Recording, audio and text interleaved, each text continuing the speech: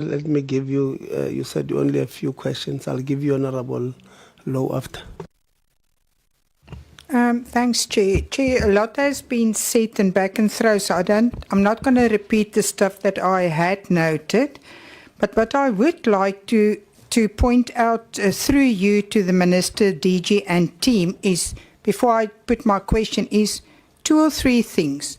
The first thing is, and I myself and Honourable Khabu has in the past said maybe we should call the previous minister in front of this committee as well. We are in this situation in the 7th Parliament because of a mess. I can have stronger words to describe the situation of higher education, including the appointment of people on accounting authorities, boards, whatever positions we have to appoint via the Minister's office or the department. And we are not the same team, and we are not going to allow, Chairperson, I know you will agree, that our legacy of the 7th Parliament and this committee is to be the same as the legacy we inherited. We are not going to allow that. Individual parties will take legal action if need be. The committee will do whatever they have to within the powers allocated to us. And Minister, I'm glad you speak about listening to society. I'm going to speak on it later. But the preamble of the Constitution of this country say, we the people. So I'm putting it to you today, if you are going to listen to some society, you've created the precedents today for your future, and that is to listen to all society, no matter what. It's very easy to run a campaign on social media on unhappiness, and then you will have to respond the same way you acted today. So I, Chairperson, am of the opinion, no matter how much the Minister tried to explain on Wednesday and how much this is going here with advice and without advice, is that you have to acknowledge, it doesn't mean you're a bad person, because I'm not here to talk about personalities, but you did not apply your mind. There's no other way to think about it. Because Wednesday, during the question session, you said that this list was bloated. You even mentioned about PhDs and engineers, medical doctors, whatever. But not a word, not a single word about expertise to save the broken entities or authorities. Not a word. It seems like, and I have great respect for academics and achievements that people make. But when you want to fix a broken system or body, you need people who specializes in that. You know, while this was going on, I thought about many PhDs and many people with nothing. And then you would, and the one thing came up was that I trust a priest or a pastor or whatever, but we had a pastor who used doom on the congregation. So anybody with anything is not necessarily the right person. So I do think that in your statement, by the way, which you have issued, and I'm not sure if all members have it, my apology, Chair, I didn't share it again now while I was sitting here listening to this, actually says that, because you spoke about the independent bodies and panels and whatever, you actually says here, I will also establish a new independent panel to process the nominations and recommend candidates.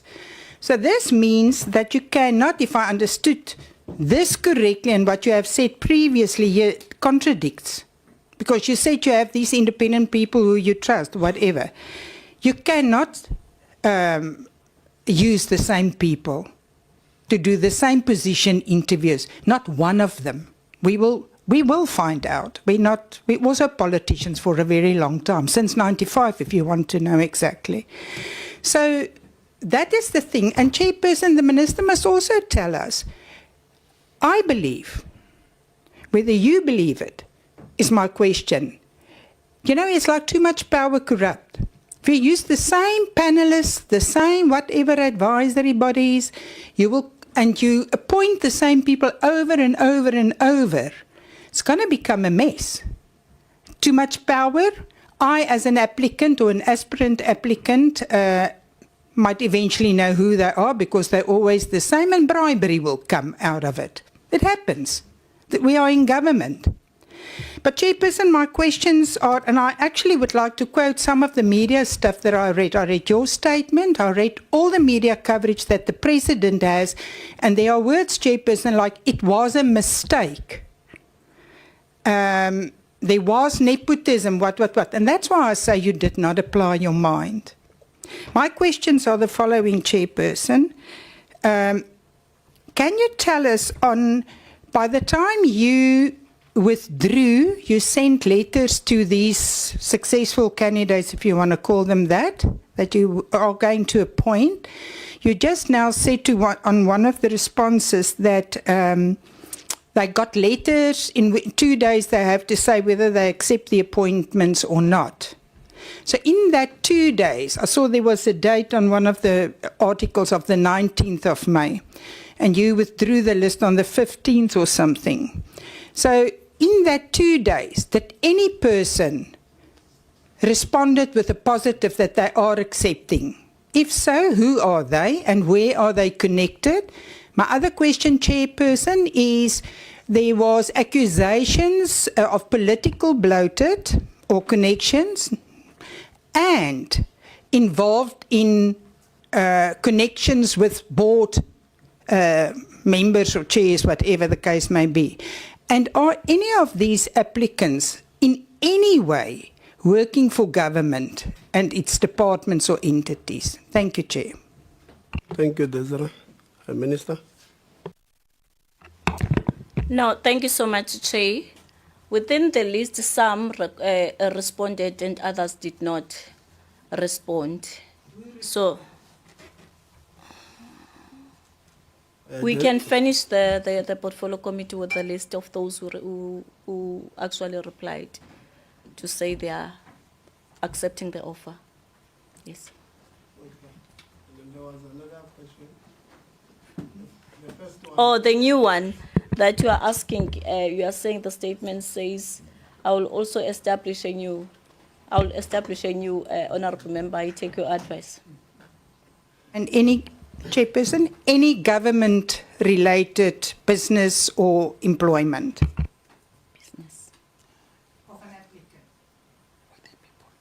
So from those who had initially been appointed, the chairperson, do you have any of them working for business? Is that what you're asking? Or working for government? Yeah, any of the applicants and anybody on any of these panels. Or on the panels? Panels and application. Okay. So on the ones that you had appointed? There's a panel. No, there's the chairpersons. Oh.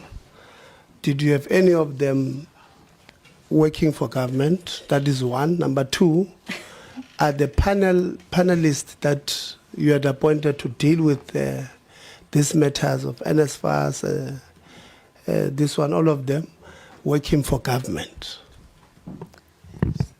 Yes, with the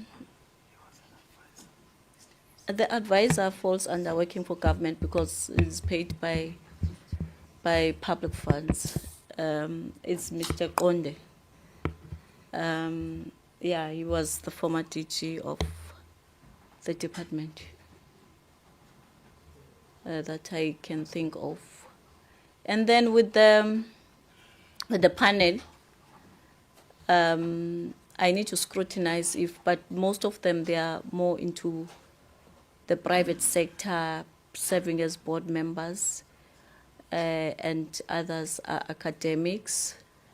And I think one of them is an advisor. Yeah. Okay, you'll give that. No, I will ask for consent. I cannot just say committee and say I'm going to give. No, Because no. what if I don't get a consent? No problem. No, I'm saying to you, you will give us a list of those. There was a Karabo list that said this one is a CFO or whatever at this municipality and all of that. So give us a list of all those that were appointed who are working for government and not only the advisor to the minister. That's the point I was getting at. So go, give us that list, scrutinize it, and give us even at which level of government do they work for. Then the second one, we've agreed about you going to look for consent.